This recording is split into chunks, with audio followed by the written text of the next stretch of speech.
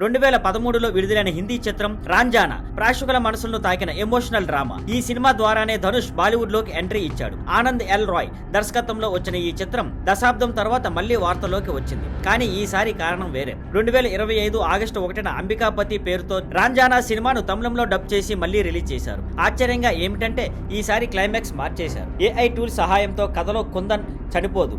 కొత్త ఎడిటింగ్ తో సినిమా రావడంతో పలువురు ఆశ్చర్యపోయారు. కొంతమంది ప్రేక్షకులు దీన్ని పాజిటివ్ మార్పుగా చూసినా అసలు టీం మాత్రం అసహనంగా స్పందించింది. ధనుష్ ఒక స్టేట్మెంట్ విడుదల చేసి ఈ కొత్త వెర్షన్ తనకు తెలియకుండానే రూపొందించారని, అసలు కథార్థాన్ని ఇది దెబ్బతీసిందని అన్నారు. దర్శకుడు ఆనంద్ ఎల్ రాయ్ కూడా తనకు ఈ వెర్షన్ గురించి తెలియదని, ఇది అనధికారికం అని చెప్పారు. దీనికి ఈరోస్ ఇంటర్నేషనల్ ఈ సినిమా నిర్మించిన కంపెనీ ఆగస్టు 5న రిప్లై ఇచ్చింది. కొత్త వెర్షన్ తాము లీగల్గా తగిన ఆమోదాలతోనే విడుదల చేశామని స్పష్టం చేసింది. ఒరిజినల్ రాంజానా ఎలాంటి మార్పులు లేకుండా అందుబాటులో ఉందని పేర్కొన్నారు. ఇంకా ఏమన్నారంటే, రాంజానా సినిమాకు సంబంధించి పూర్తి హక్కులు తమవే అన్నారు. దర్శకుడు ఆనంద్ ఎల్ రాయ్ ఈ సినిమాలో ధనంగా పెట్టలేదని, ఆయనకు ఏ ఓనర్షిప్ లేదని తెలిపారు. కొత్తగా రాబోతున్న ఆనంద్ ఎల్ రాయ్ సినిమా తేరే ఇస్క్ మే దాన్ని రాంజానాతో లింక్ చేసే ప్రయత్నాలు జరుగుతున్నాయని, దీనిని నిలిపేయాలని జూలై 25న లీగల్ నోటీసు పంపామని చెప్పారు. ఈ అంశం కొత్త చర్చకు దారి తీసింది. ఒక సినిమా విడుదలయ్యాక దానిని ఏఐ టూల్స్ తో మార్చడం ఎంతవరకు న్యాయసమ్మతం? దర్శకుడు నటుడి అనుమతి లేకుండానే కథ మార్చవచ్చా?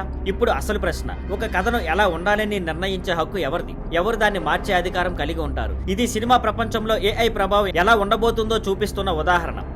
Thank you for watching. Please like, share and subscribe.